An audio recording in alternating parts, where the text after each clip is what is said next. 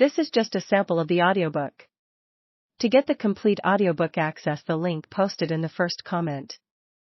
Of the history of Buddhism as a basis for further study, be it of doctrine or of history.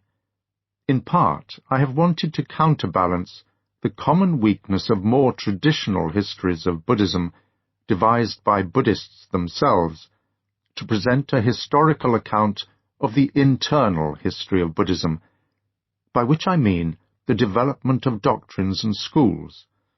What I would see as the external history, the history of external events and institutions located within a chronological structure, is of course no less important, and I have tried to link these two histories together. In particular, I have tried to locate features of the Buddhist tradition within a chronological and developmental structure. I have imagined that it would therefore be of interest both to students of Buddhism and to Buddhists themselves, both of whom might have some knowledge of the subject, but who wish to get an overview, either as a prelude to more intensive or specialized study, or as a means of contextualizing their own experience of the Dharma. I am aware that I have given most space to the history of Indian Buddhism.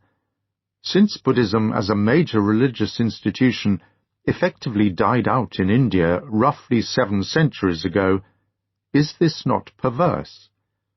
My own view is that to understand the Buddhist tradition as a continuous coming down into the present, one has to have a sound grasp of the developments the tradition underwent within India, its homeland, which in their turn stimulated, or at least provided a starting point for, the tradition when transferred to new countries and cultures.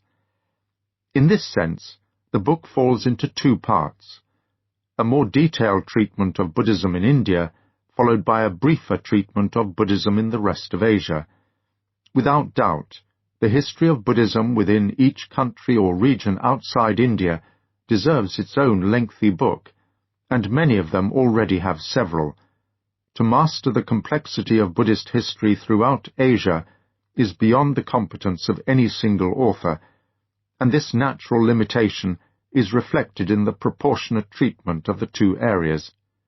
Even so, I hope that my purpose here, which has been to provide the reader with a starting point from which to understand those non-Indian developments, has been fulfilled.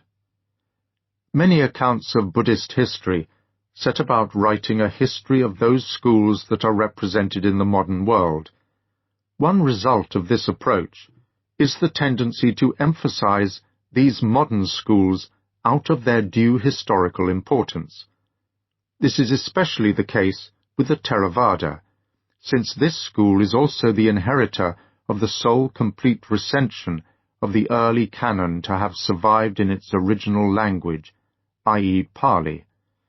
Like the fabric of much early history, that of Buddhism consists more of gaps than narrative, so that the Pali Canon stands as the greatest single resource of historical data that we possess for Buddhist and Indian history of this period. In the past, introductory books have all too easily slipped into the anachronism of taking the modern Theravada, or its canon, which undoubtedly shows some degree of sectarian editing, as representative of the original teaching of the Buddha, and that of the early schools in their entirety. The Pali texts could be used with more care and discrimination when discussing the nature of the teaching in the early centuries. My narrative extends only as far as the 19th century. The description of modern Buddhism is beyond the scope of the task originally set me, and I have been happy to observe that limitation. Nevertheless, I hope this work will help the reader towards a balanced view of the present-day makeup of the Buddhist world, and to achieve an understanding of the roots of present-day forms of Buddhism that are to be met on the high street.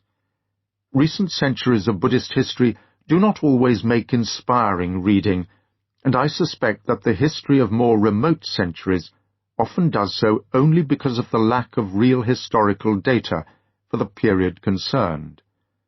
I remain convinced that royal patronage and material wealth are not necessarily markers of spiritual health. The idea of a previous golden age contrasted with